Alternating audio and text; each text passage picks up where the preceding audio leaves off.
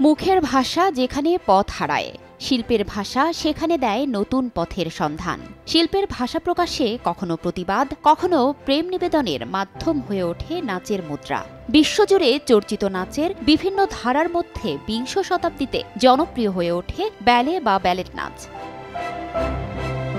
পঞ্চদশ শতাব্দীতে ইতালীয় নবজাগরণের সময় থেকে প্রচলন হওয়া এই নাচের শুরুতে নৈপুণ্য দেখিয়েছিলেন ফরাসি শিল্পীরা। তবে 1830 সালের পর থেকে সে জায়গাটি ধীরে ধীরে দখল করে নেয় রাশিয়ান নৃত্যশিল্পীরা।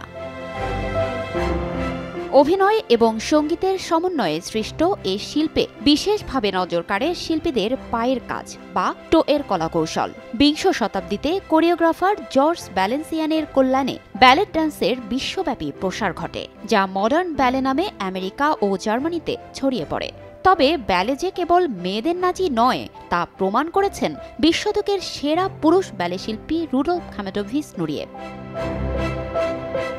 সময়ের সঙ্গে সঙ্গে বিশ্বব্যাপী ব্যালে নিয়ে চলছে নানা পরীক্ষা নিরীক্ষা।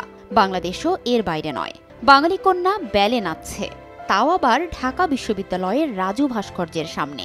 সোশ্যাল মিডিয়ায় ভাইরাল হওয়া এমন কিছু স্থির চিত্রের মাধ্যমে ব্যাপকভাবে আলোচনায় আসে এই নাচ। দিনে দিনে এই নাচ শেখার প্রতি আগ্রহ বাড়ছে দেশীয় নৃত্যপ্রেমীদের। ফারজানা লিনা, সময় সংবাদ।